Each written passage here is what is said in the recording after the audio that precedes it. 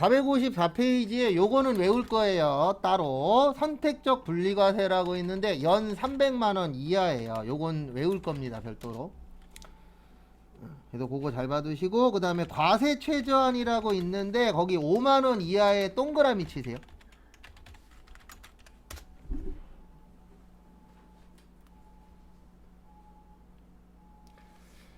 그래서 이렇게 보시면 되세요. 기타 소득은 300만원이 안 되면 분리과세 가능하고요. 그 다음에 얼마까지는 세금 안 내셔도 돼요? 5만원. 그 다음에 그 밑에 있는 뭐 슬롯머신 이런 것까지는 저희 시험엔 안 나와요. 그러니까 이게 무슨 뜻이냐면은 우리 동네에서 보면 마트나 이런 데에서 행사하는 경우 있죠. 그래서 뭐 휴지 준다는 둥, 뭐 1등 되면 뭐 100만원을 준다는 둥, 요렇게 해갖고 이제 하는 경우들이 있잖아요. 경품 행사 일명. 예, 그때 보면은 5만원보다 적은 거는요 그냥 가져가시라 그래요. 그래도 뭐 휴지가 됐어, 그러면은 휴지 되신 분 가져가세요 그러는데 5만원이 넘는 거, 대부분 1, 2, 3등이 5만원이 넘는 경우가 많아요. 그때는 꼭 이런 얘기합니다. 사무실로 오셔서 세금 내고 받아가시라고. 그게 왜 그런 얘기를 하냐면 법에서 5만원 넘는 거 주려면은요 세금을 내야 된다라고 되어 있어요. 그래서 나중에 혹시 뭐 경품 행사 같은 거 막 백화점에서도 하잖아요. 그럴 경우에 5만원 넘는 거 받으시면은 20%에 대해서 세금을 내셔야 돼요. 그래서 거기 보면은 뭐 제세공과금 20% 본인 부담 이런 식으로 써 있어요. 그게 왜 그러냐면 대부분 기타 소득이거든요. 계속 받는 게 아니잖아요, 경품을. 그래서 이런 것들은 이제 2만원보다, 그 5만원보다 적은 건 상관없어요. 그래서 내가 뭐 만약에 라디오를 듣다가 라디오에다가 내 사연을 보냈어. 그리고 채택이 됐어. 그것도 5만원보다 적으면 그냥 받으시면 돼요.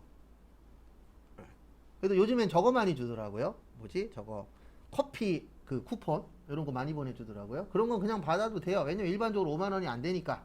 근데 5만원이 넘는 걸 주겠대. 그러면 그건 꼭 제세공과금 내가 부담을 하셔야 됩니다. 20%. 그게 기타 소득이란 얘기예요. 네, 나머지는 보실 거 없습니다. 아, 거기 455페이지 잠깐 볼게요. 거기 개별 소득의 특징이라고 있는데 사업소득의 특징은 계속적이고 반복적이에요. 그 다음에 기타 소득의 특징은 일시적이고 우발적입니다.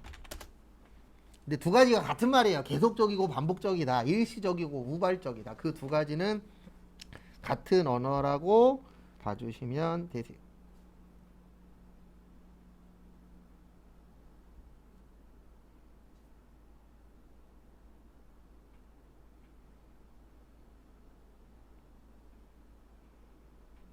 그래서 그 부분 참고하시고, 그래서 거기 밑에 강사료 보시면은 뭐 학원 강사, 예, 이런 경우에 이제 사업자가 될 수도 있고, 예, 근로소득은 대학교 시간 강사, 그 다음에 기타 소득은 뭐 정치인들이 특강 같은 거 할 때, 왜냐면 정치인들은 정치하는 게 주지 특강 다니는 게 주가 아니잖아요. 그래서 간혹가다 받는 것들은 이제 무슨 소득이 되세요?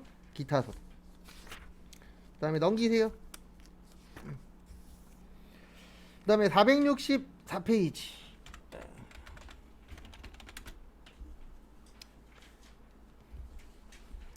결손금과 2월 결손금이라고 거기 1번에 있는데요. 거기에다 별표 3개 치세요. 요거 중요합니다. 결손금과 2월 결손금. 요 파트 중요해요. 그래서 결손금이라는 게 뭐를 이야기를 하는 거냐면은요. 결손금은 결과적으로 뭐 본 거예요? 손해 본 거예요. 요것을 일명 무슨 금이라고 하세요? 결손금이라고 표현합니다. 그래서 결손금이 발생했다는 얘기는 결론은 우리 회사가 이익 났다고요, 손해 났다고요? 손해 났다.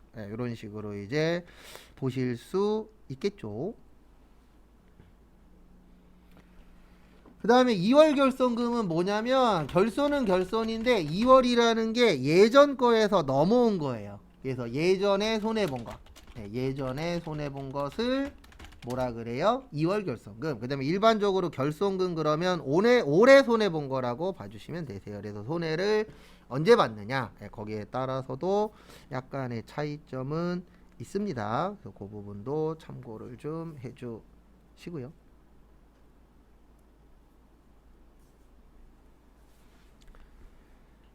다음에 거기 밑에 박스 있거든요. 예, 요거는 별도로 안 외울 거예요. 근데 왜 안 외우냐면 이거를 그 요런 식으로 외울 거거든요. 저희 종합소득세 순서 외울 거거든요. 다음 주에. 다음 주 월요일 날. 그리고 쪽지 시험은 다음 주 월요일까지 보고 더 이상 안 볼 거예요. 그래서 종합소득세 이렇게 돼요. 이자, 배당, 사업, 근로, 연금, 기타. 그래서 제가 이거 외울 때 순서대로 외우라 그럴 거예요. 근데 왜 순서대로 외우라고 설명드릴 거냐면 이 문제 때문에 그래요. 거기 보시면 지문에 보시면 사업부터 시작하죠. 맞죠? 여기 보세요. 사업. 그 다음 뭐예요? 근로. 그 다음에 연금, 기타, 다시 돌아와서 이자하고 뭐요? 배당.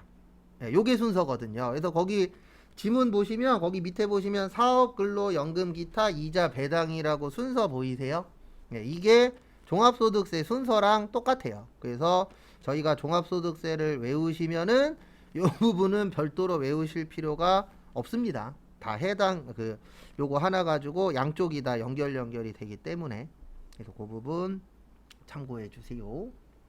그래도 이거 꼭 외우실 때 순서대로 외우셔야 돼요. 왜냐면 이거 결손금 처리 순서라 그래서 이거 순서 물어볼 때 있거든요. 그래서 이거는 꼭 순서대로 외우셔야 된다라는 거 참고해 주시면 감사하겠습니다.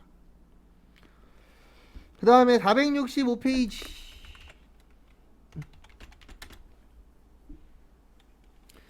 그래서 지금은 현재 15년이에요. 요거는 15년입니다. 그래서 2월 결손금은 몇 년이에요? 15년 동안 뺄 수 있습니다. 그래서 내가 만약에 손해본 게 있어. 그러면 그걸 가지고 15년 동안 차감할 수가 있어요. 그래서 뭐 이거는 시험하고는 전혀 상관없는 얘기이긴 하지만 우리가 얼마 전까지 미국 대통령이었던 아저씨 있죠. 트럼프라고. 네, 그 아저씨가 그 전에 이제 대통령 되기 전에 대통령 후보일 때 반대편에서 이런 얘기를 했어요. 무슨 얘기를 했냐면 저 트럼프라는 사람은 세금 안 내는 사람이다. 근데 그 얘기가 맞아요. 왜 안 냈냐면 그 트럼프라는 아저씨가 부동산 관련돼서 돈 번 아저씨잖아요. 근데 그 사람이 미국에서 부동산이 한번 난리 난 적이 있었어요. 그때 손해 본 게 그때 결손금이 몇 조였어요. 몇 조 결손금 났다 이런 식으로 이제 신고를 한 거예요. 그래서 그 몇십 년 동안 그 10년인가? 거긴 정확하게 모르겠어요. 미국은 몇 년인지. 어쨌든 10년은 넘는 걸로 알고 있는데 그 10년 이상이라는 기간 동안에 세금을 안 낸 거예요. 근데 왜 안 냈냐면 기존에 손해 본 게 많으니까 내가 돈을 벌어도 그 손해 본 거를 빼고 나면은 낼 세금이 없는 거죠. 왜냐면 이렇게 되어 있거든요. 만약에 내가 돈을 결손금으로 만약에 100억이 있어요. 얼마가 있어요? 100억. 그래서 내가 올해 2022년도에 만약에 10억을 벌었대. 그러면 결과적으로는 결손금이 90억이 되는 거예요. 그래서 이 결손금이 없어질 때까지는 세금 안 내거든요. 그러다 보니까 이제 트럼프 아저씨가 세금을 많이 안 내는 사람이다. 뭐 이런 식으로 해서 이제 말이 나오긴 했었죠. 미국에서도.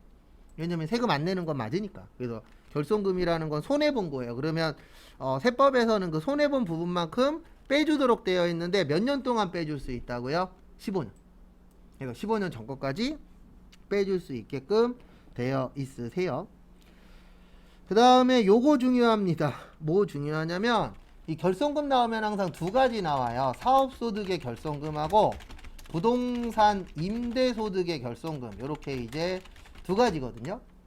그래서 이렇게 두 가지가 많이 나오는데 사업소득의 결손금은 요거를 기억하셔야 돼요. 뭐 기억하셔야 되냐면은 타소득에서 공제 가능.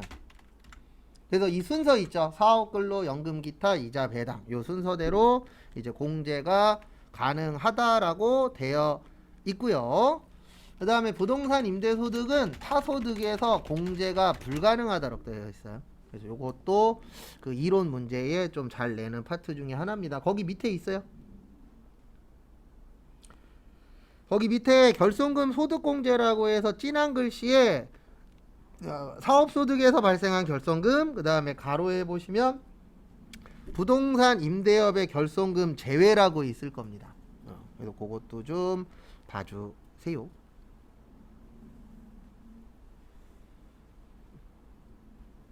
그래서 참고하시고.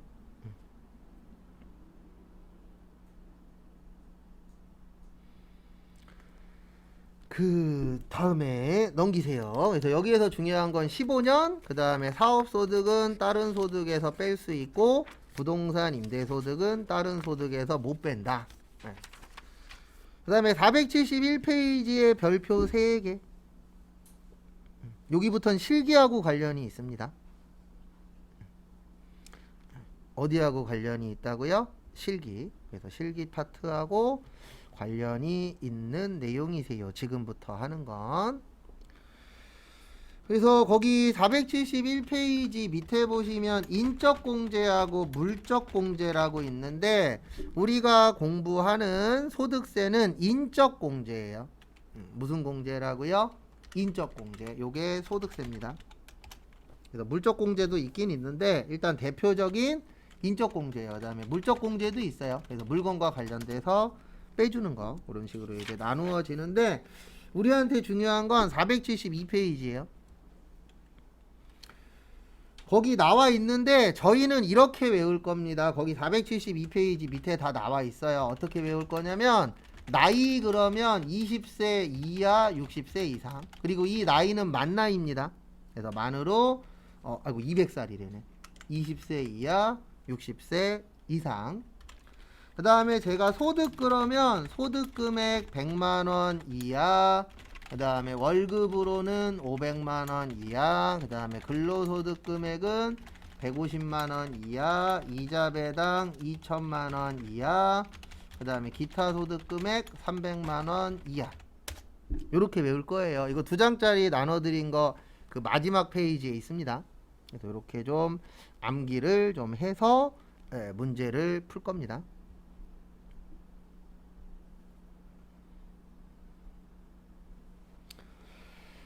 그래서 이제 요거 관련돼서 설명을 좀 드릴게요. 그래서 세법에서는 다 빼주지는 않아요. 그래서 인적공제라 그래서 사람 관련돼서 빼주기는 하는데 다 빼주는 건 아닙니다. 그래서 다 빼주는 건 아니고 일단 기본적으로 몇 살은 너무 몇 살보단 적어야 돼요. 20살보다는 적어야 돼요. 그래서 20살보다는 적고 그 다음에 몇 살보다는 많아야 돼요? 60세보다는 많아야 돼요. 왜냐면 일반적으로 60세 그러면 노인은 아니지만 세법에서는 그 노인 인구로 보거든요. 어디 가서 60세 분한테 노인이세요 그러면은 혼납니다. 요즘에는 60세는 청춘이래요. 그 동네에서는. 어쨌든 세법에서는 60세가 넘으시면은 이제 인적공제를 받으실 수가 있고요. 그 다음에 여기 보시면 여기 소득이라고 제가 적어드린 거 있어요. 그래서 소득금액 100만원 뭐 이런 식으로 이제 적어드렸는데 그 금액은 이거라고 생각을 하시면 되세요. 국가가 정해놓은 요 정도 넘으면 이 사람은 세금을 내야 되겠다라고 정해놓은 금액이라고 봐주시면 되세요. 그래서 그 금액이 넘으면은 뭐 하자? 세금을 내자라고 되어 있습니다. 그래서 그 금액보다 작으면 공제를 받으실 수가 있어요. 그래서 결론은 뭐냐면 나이도 봐야 되고 소득도 봐야 돼요. 그래서 이 사람이 나이가 몇 살이냐, 그 다음에 돈을 얼마나 벌었냐, 거기에 따라서 이제 공제를 받을 수도 있고 공제를 못 받을 수도 있고 이런 식으로 이제 나누어집니다. 그래서 그런 거 작업은 이제 앞으로 계속 하실 거예요. 그래서 참고하시고 그 다음에 거기 보면서 할게요. 472페이지 보시면 본인은 무조건 되고요. 그 다음에 이거 안 써드렸구나. 죄송합니다. 나이하고 상관없는 분이 세 분이 있어요. 배우자, 장애인, 그 다음에 기초생활 수급자. 요분들은 나이하고는 상관이 없습니다. 왜냐면 우리 결혼하면 대부분 몇 살 넘죠? 20살 넘잖아요. 맞죠? 그럼 또 이렇게 얘기하시는 분들도 있어요. 요즘 고딩언빠 있던데요. 저도 알아요. 그건 이제 특이 케이스고 일반적으로는 고등학교 졸업하고 결혼하는 경우들이 어때요? 많습니다. 그래서 일단 우리나라 법에서는 몇 세로 보도록 되어 있어요? 20살로.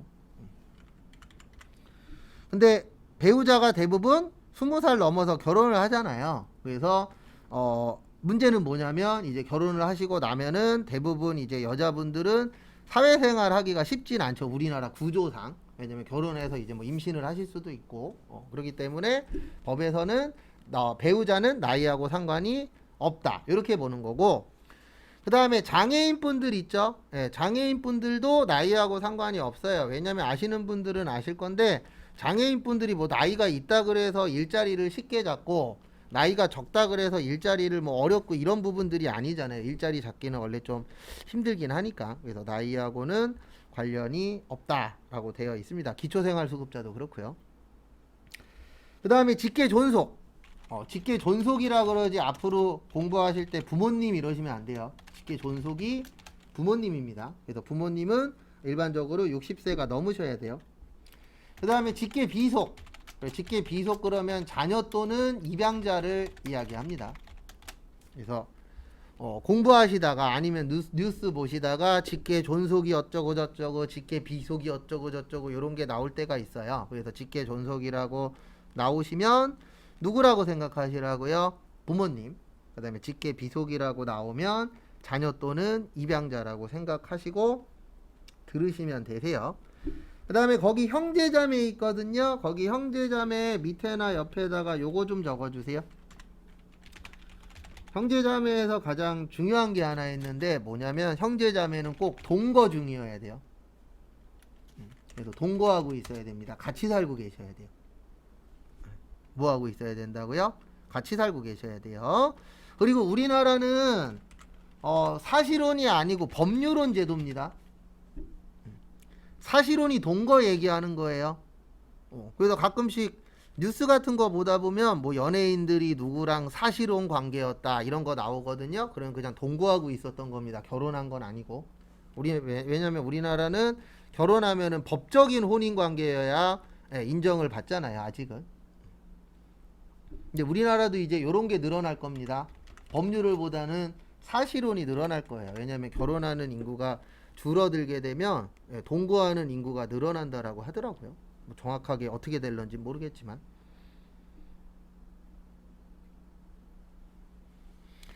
그래서 과거 시험 문제에 이렇게 나온 적이 있었어요. 어떻게 나온 적이 있었냐면 이거에 이혼 관련돼서 2번 나왔었는데 한 번은 뭐라고 나왔냐면 현재 이혼 소송 중이다. 그러면 배우자는 있는 거예요. 왜냐면 이혼 소송 중이면 아직 이혼한 건 아니잖아요. 그러면 있는 거고, 그 다음에 시험은 또 한 번 이렇게 나온 적이 있어요. 현재 이혼했다. 그러면 배우자는 없는 거예요. 왜냐면 이혼하게 되면은 법적으로 혼인관계가 아니잖아요. 그래서 우리나라는 이제 법률혼으로 보도록 되어 있습니다. 사실혼 인정 안 해요. 세법에선. 이제 요즘에 이제 판결이나 이런 거 보면 사실혼 관련돼서도 이제 조금씩 일단 법적으로도 약간 변화가 생기고 있는 듯한 뉘앙스가 보이긴 하더라고요. 근데 세법에서는 아직은 법률혼이에요. 사실혼은 안 돼요. 그 다음에 저기 473페이지 추가공제라고 있거든요. 거기 추가공제 옆에다 이렇게 써주세요. 기본공제 대상자만 가능.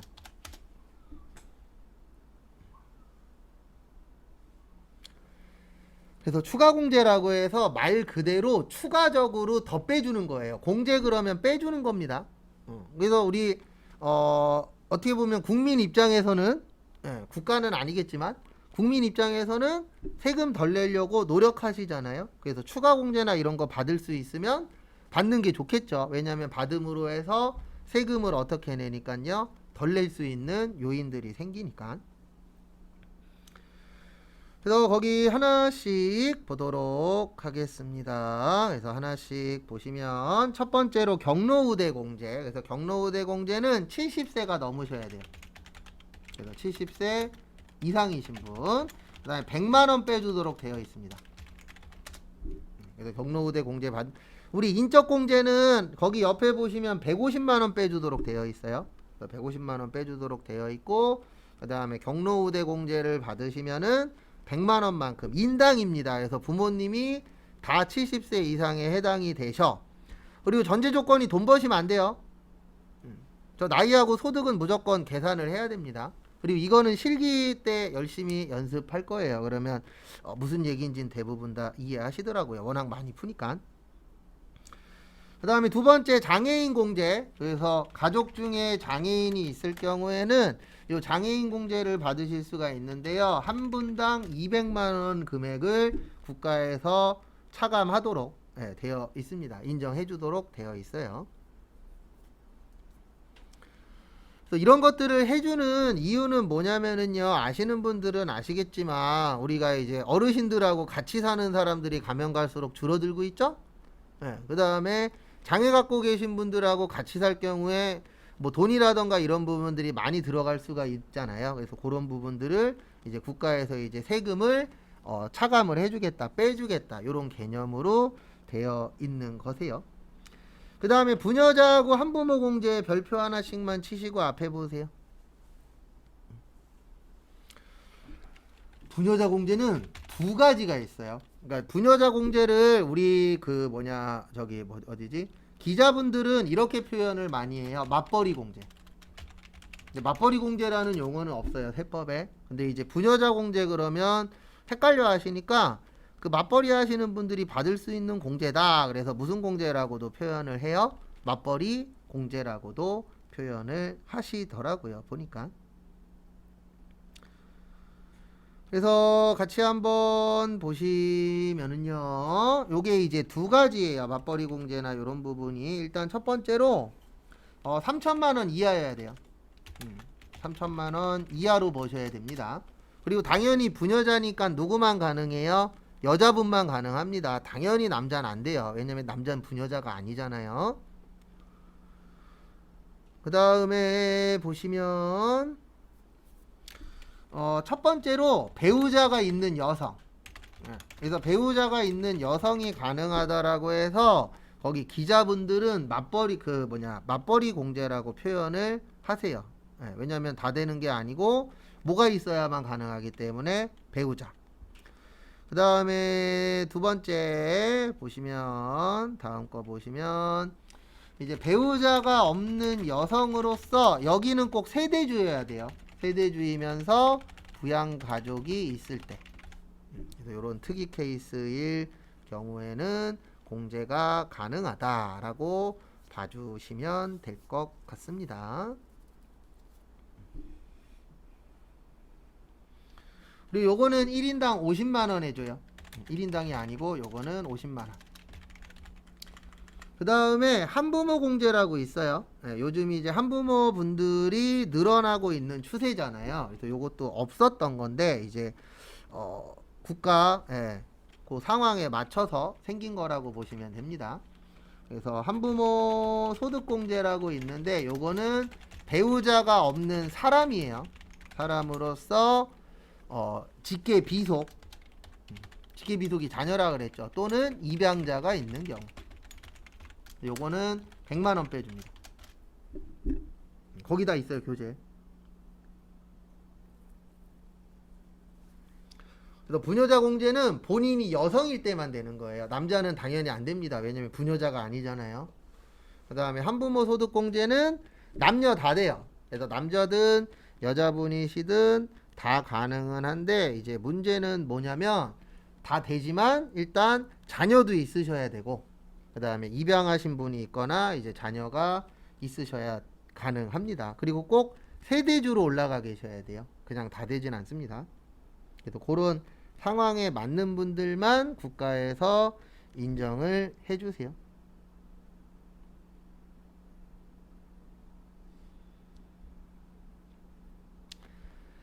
그 다음에 다음 거 보시면 473페이지. 그래서 요거는 어느 정도 외워 주셔야 되는 내용 중에 하나세요. 그 다음에 473페이지 보시면 인적 공제 관련 사항이라고 있는데요. 첫 번째, 공제 대상 가족인 생계를 같이 하는 자의 범위. 그래서 거기 밑에 보시면 원래 동거하고 있어야 되거든요. 같이 살고 있어야 되는데 이럴 경우엔 상관없어요. 배우자, 그 다음에 자녀, 그 다음에 입양자, 이런 분들은 따로 살고 있어도 인정을 해줍니다. 왜 그러냐면 이럴 수 있잖아요. 우리 주말 부부라고 들어본 적 있죠? 결혼하셨는데 주말에만 만나거나 월말 부부도 있어요. 한 달에 한 번씩 만나시는 분들. 근데 그게 문제가 아니고 우리가 어떤 사유로 인해서 따로 떨어져 살아야 될 수도 있잖아요. 가족이더라도. 그래서 일반적인 가족, 그래서 뭐 자녀나 부모님 이런 분들은 따로 살고 있어도 국가에서 동거로 인정을 해줍니다.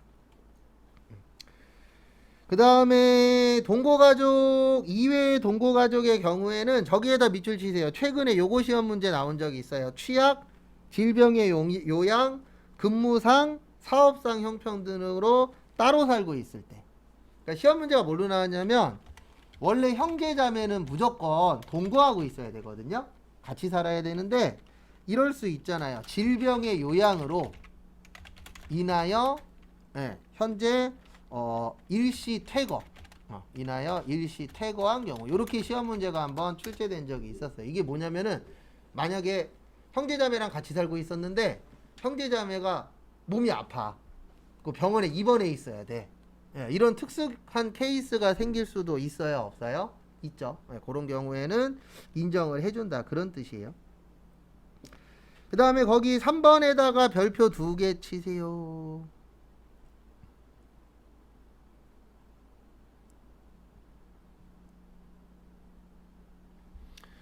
그래서 거기 보시면 주거 형편에 따라 별거하고 있는 직계존속 이게 뭐냐면 부모님하고 따로 살아도 인정해 줍니다.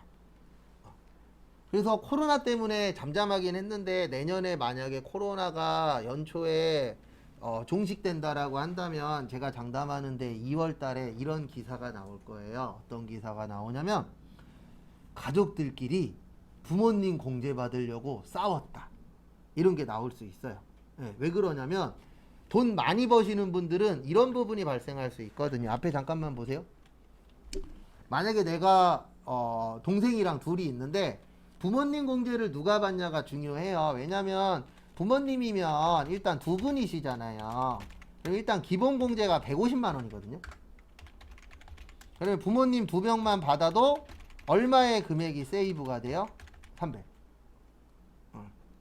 그 다음에 이 부모님 두 분이 다 또 70세가 넘었어. 그럼 경로우대 공제가 되거든요.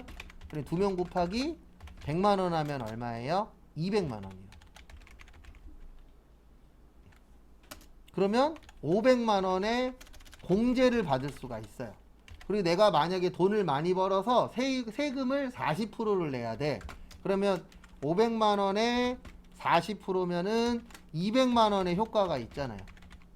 그래도 돈 많이 버시는 분들은 부모님 공제를 받을 수 있는 상황이야, 만약에. 그러면 네가 받냐 내가 받냐에 따라서 내야 되는 세금이 몇백이 왔다 갔다 해요. 그래서 과거에 뉴스에 이런 거 나온 적도 있었어요. 부모님 공제 누가 받을 건지 싸우다가 칼부림 난 적도 있었어요. 그게 왜 그러냐면 다 돈 관련된 거라. 근데 저희같이 일반 서민분들은 누가 받냐 솔직히 큰 차이 없어요. 왜냐면 내는 금액이 그분들처럼 어마무시하게 큰 게 아니다 보니까 당연히 받으면 적게 내기는 합니다. 근데 거기 국외는 안 돼요.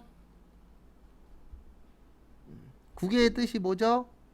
외국에서 사는 거. 그래서 외국에서 사시는 분들은 인정 안 됩니다. 그래서 시험 문제 가끔씩 이거 나와요. 부모님이 미국에 거주하고 계셔. 그럼 공제 못 받아요. 꼭 우리나라 안에만 계셔야 인정이 됩니다. 그 부분 참고 좀 해주세요.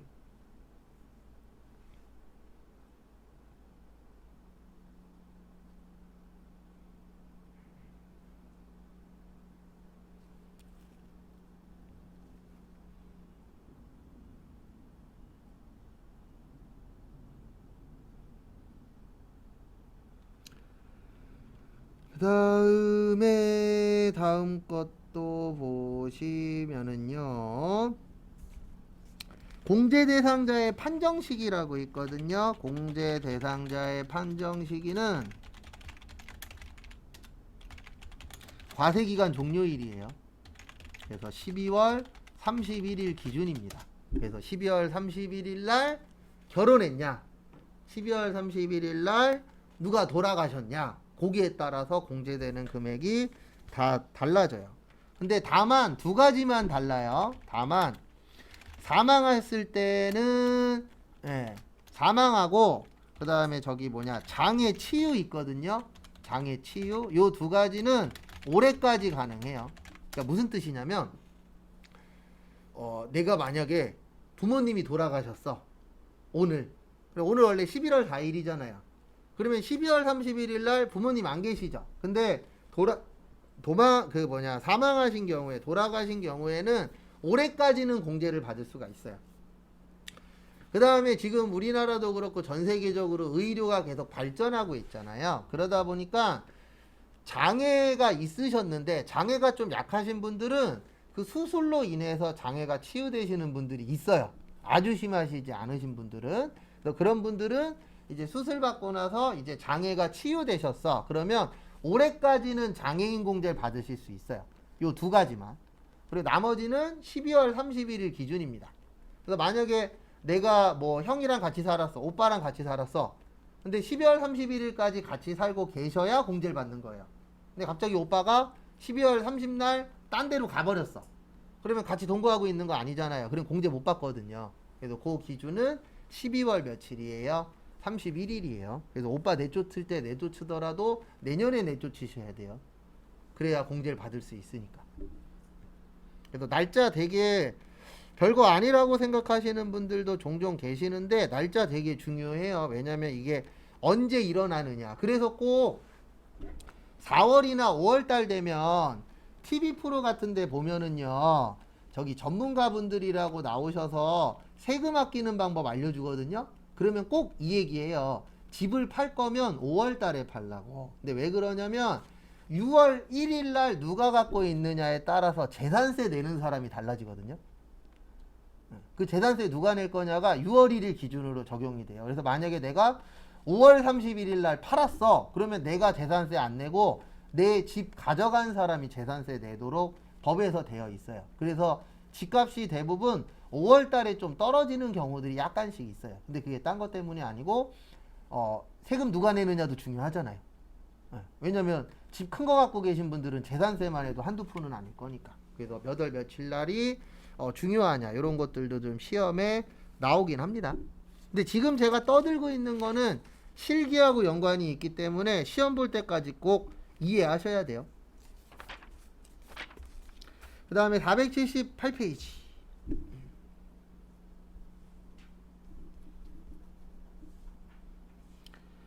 지금 보고 있는 건 이론에도 나오긴 하는데 이론보다는 실기 쪽에 훨씬 더 잘 나오는 파트라고 봐주시면 되세요.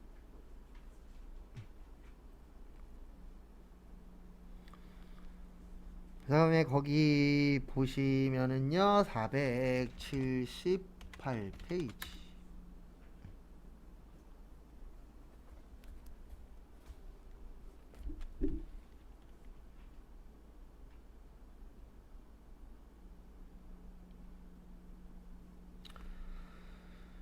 그 다음에 거기 보시면은요 주택담보노후연금 이자비용 공제라고 있는데 저희 시험에 나온 적은 한 번도 없어요. 그 다음에 특별소득공제에서 사회보험료 공제 안 중요해요. 주택자금 공제 거의 안 내요. 왜냐면 주택자금은 하도 바꿔서. 주택마련 저축소득공제 대빵 쉬워요. 그 다음에 479페이지 위에 있는 신용카드 별표 3개. 요거까지 보고 싶게요. 신용카드까지.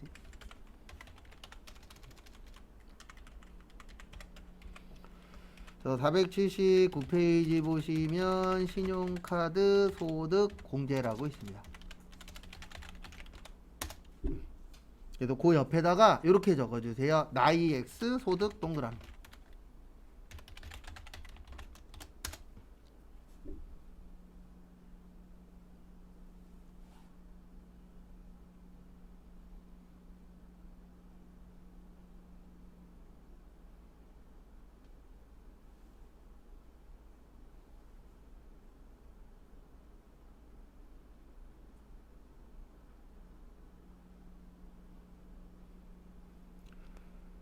그래서 같이 보시면은요 앞에 보시면 이제 신용카드 소득공제라고 하는데 제가 나이 그러면 이렇게 외우셔야 돼요. 다음 주 월요일 날 외울 겁니다. 20세 이하 60세 이상 그다음에 나이 무관이 배우자, 장애인, 기초생활, 수급자.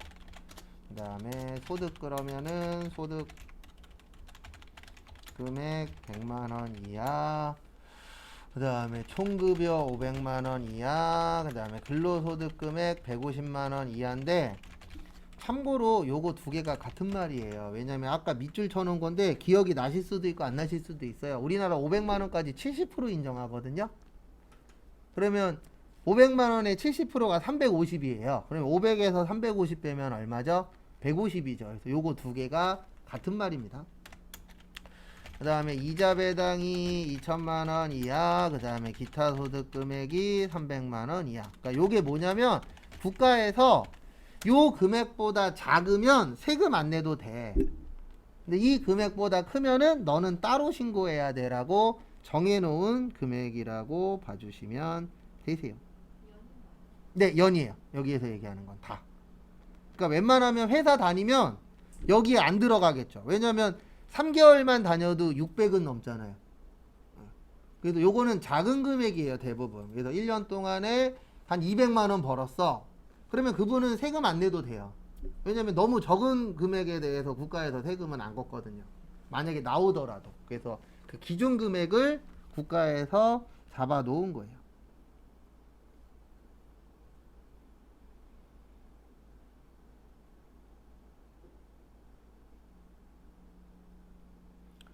그래서 참고해 주시기 바랍니다.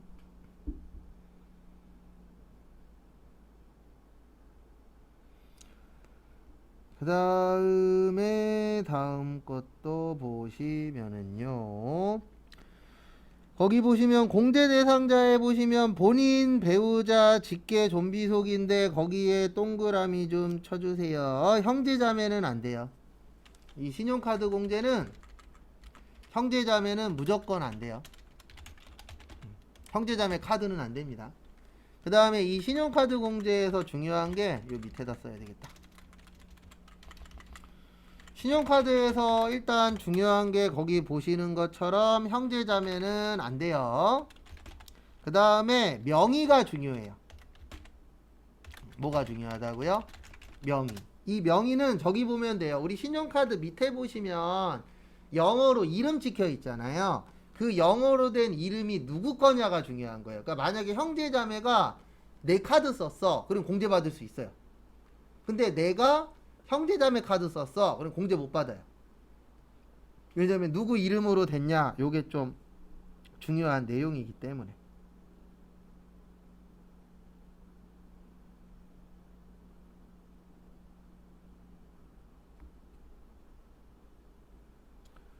그래서 참고하시고요.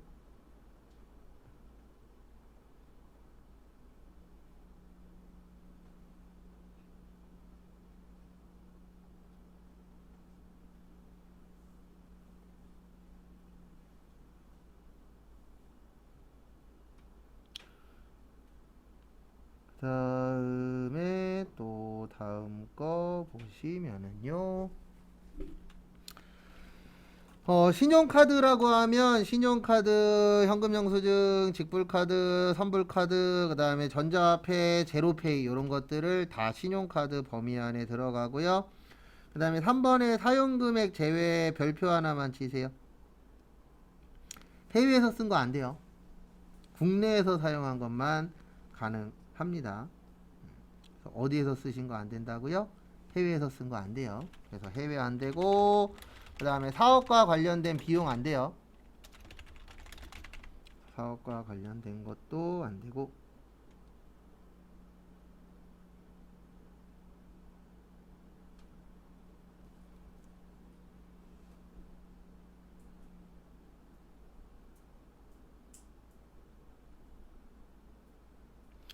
그 다음에 보험료 낸 거 안 되고, 리스를 안 되고, 교육비 안 되고, 재세공과금 안 되고, 쭉 안 되는 거 나오는데, 이런 것들은 나중에 실기하면서 볼 거고요. 중고자동차 잘 봐두세요. 중고자동차. 중고자동차 그 옆에 보시면 10%만 가능해요. 새 차는 안 됩니다. 그러니까 중고차를 카드로 사시면 10% 빼줘요. 이거 누가 싫어할까요?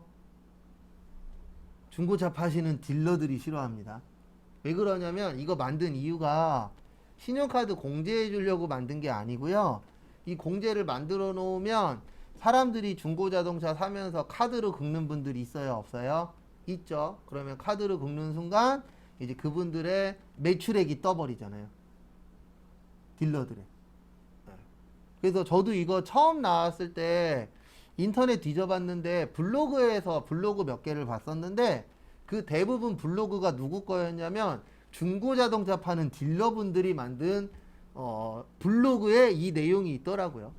처음에는 어쩌고저쩌고 쓱 쓰다가 마지막에는 그거예요. 이거 하면 우리 중고자동차 파는 사람들 다 죽는다. 근데 이거 해도 안 죽어요. 왜 안 죽냐면 대부분 카드로 긁는 분보다는 대출 받는 분들이 더 많거든요.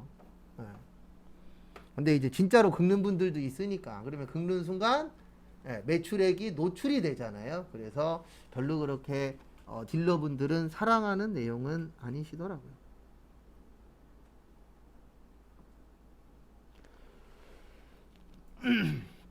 그 다음에 또 다음 거 보도록 하겠습니다.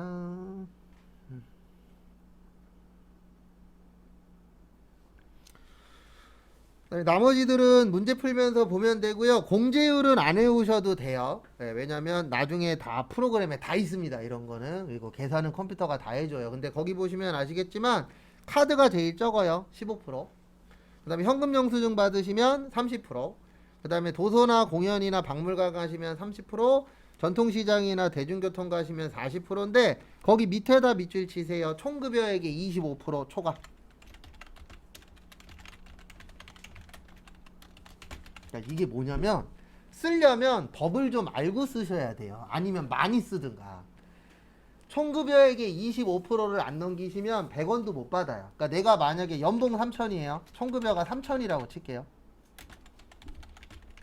그러면 총급여액의 25%니까 3천만 원 받는 분들은 카드로 750만 원 넘게 쓰셔야 돼요. 그래서 750만 원보다 작게 쓰시면 100원도 못 받아요.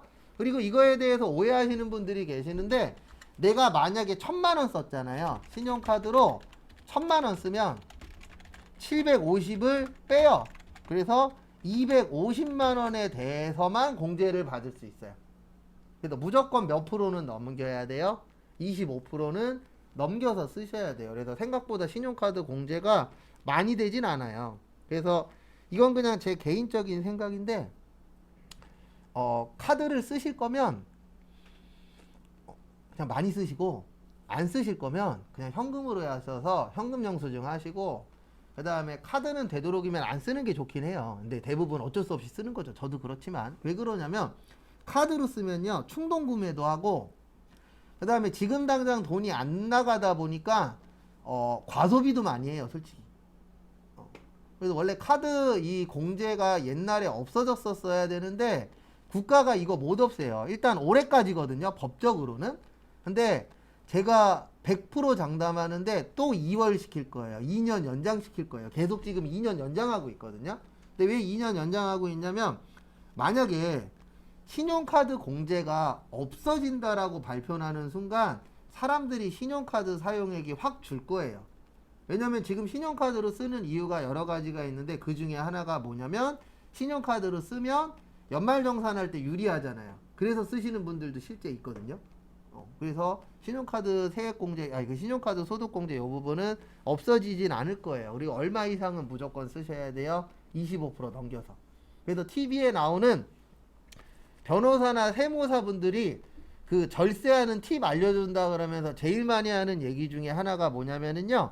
신용카드는 본인 급여의 25%까지만 쓰세요.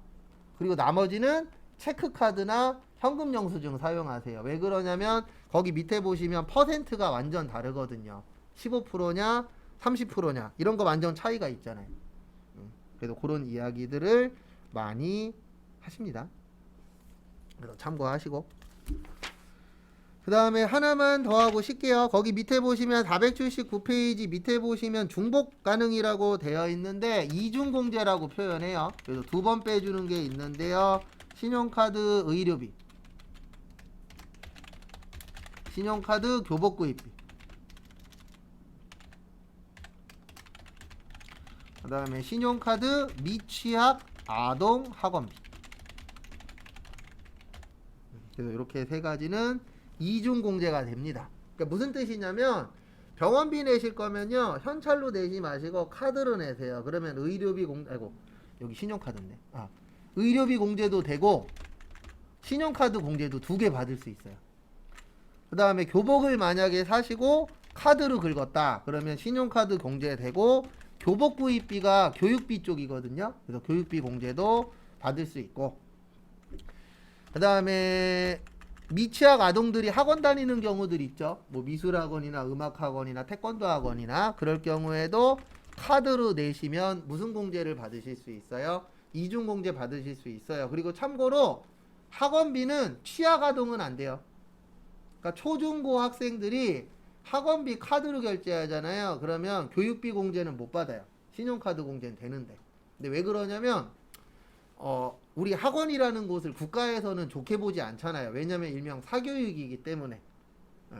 그래서 공교육 쪽에 돈 들어가는 건 인정을 해주는데 사교육 쪽은 미취학 아동만 인정을 해줍니다.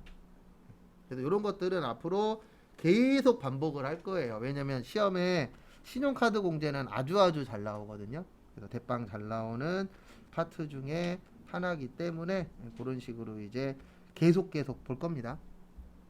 그 다음에 잠깐 쉬었다 4시 10분에 거기 480페이지 볼게요.